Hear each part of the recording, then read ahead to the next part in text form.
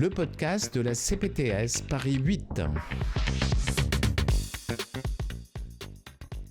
Nous allons évoquer la vaccination HPV avec Marion Arlot, sage-femme à Paris 8e arrondissement.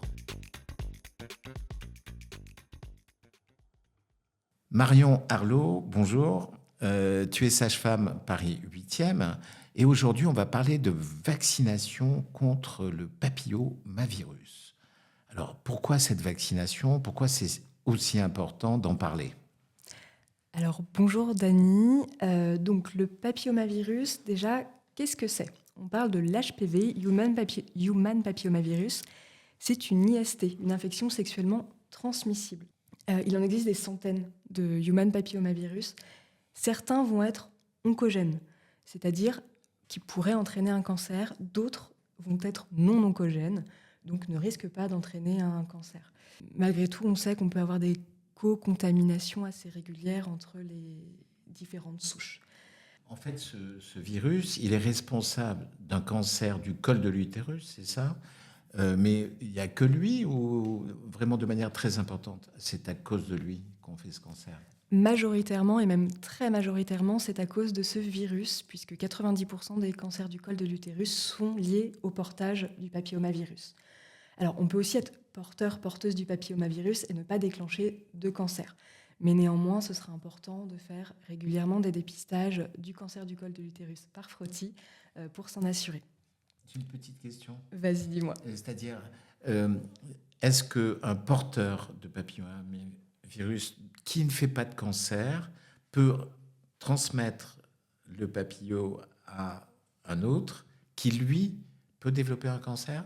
Oui, et c'est d'ailleurs tout le problème de ces papillomavirus. On sait que c'est une IST qui est très répandue, voire même qui fait partie des plus répandues dans la population générale, qui majoritairement est asymptomatique, donc c'est assez difficile de s'en prémunir. À savoir aussi que le préservatif ne protège pas à 100%, il ne protège qu'à 65%. Donc si on sait dans un couple que l'un des deux est porteur, utiliser le préservatif ne va pas forcément être protecteur pour l'autre. C'est un des problèmes. Et c'est là où le rôle de la vaccination va être important. Est-ce que quand on est vacciné, on obtient une très bonne immunité contre le virus ? Oui, globalement, elle est quand même très bonne, mais ce n'est pas efficace à 100%. Je n'ai pas exactement le chiffre en tête, mais c'est une très bonne protection. D'accord. L'intérêt, ce serait de vacciner le plus de monde possible pour réduire petit à petit la présence de ce papillomavirus dans la population générale et ensuite en faire peut-être quelque chose qui serait anecdotique, on espère. Les hommes, eux, ça leur fait rien. Alors si, c'est une très bonne question aussi. Les hommes peuvent avoir des cancers de l'anus qui peuvent remonter dans le rectum de mémoire, et il peut aussi avoir des cancers de la sphère ORL.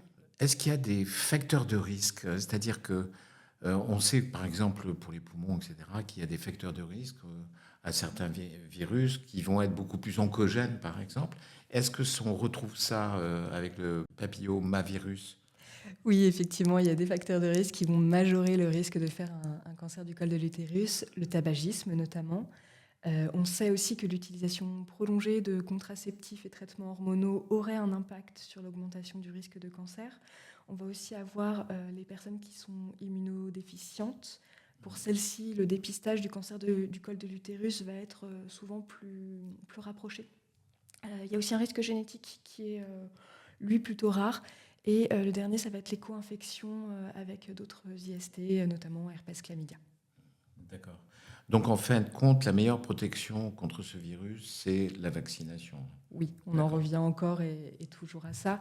Et donc, depuis 2023, il est préconisé, très fortement recommandé à tous les jeunes filles et jeunes garçons de 11 à 13 ans de se faire vacciner. Donc, à partir de 11 ans ? À partir de 11 ans, c'est ça. Ça peut être important d'en parler avec le médecin traitant ou le pédiatre pour évaluer, en tout cas réexpliquer les intérêts de cette vaccination. Combien de doses ? Alors 2 doses quand on est entre 11 et 13 ans. Et on a un rattrapage qui est possible entre 14 et 19 ans et qui se ferait dans ce cas avec 3 doses. Et il y a une dernière catégorie de personnes qui peut avoir un rattrapage jusqu'à 26 ans. ce sont les hommes qui ont ou qui ont eu des relations sexuelles avec d'autres hommes. D'accord. C'est-à-dire qu'ils peuvent se faire vacciner à partir de 26 ans. Jusqu'à 26 ans. Jusqu'à 26 ans. Ouais, jusqu'à 26 ans. D'accord. En théorie, là, ces recommandations dont je parle, c'est pour qu'il y ait une prise en charge du vaccin. Par contre, toute personne à tout âge peut décider aussi de se faire vacciner, mais la prise en charge ne sera pas effectuée par la sécurité sociale, donc le vaccin sera à la charge de la personne. D'accord. Et il coûte cher, ce vaccin ?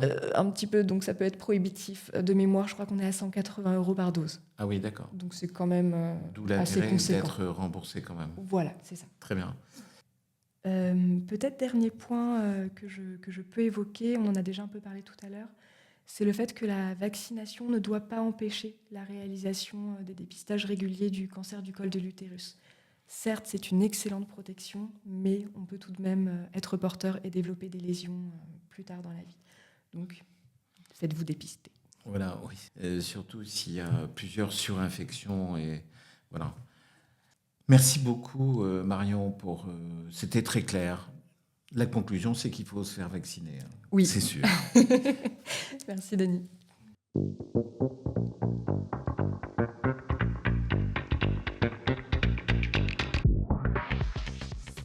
Alors, retenons que la vaccination HPV ou la vaccination contre le virus, le papillomavirus, est extrêmement importante et qu'elle doit être faite le plus tôt possible, c'est-à-dire à partir de l'âge de 11 ans environ.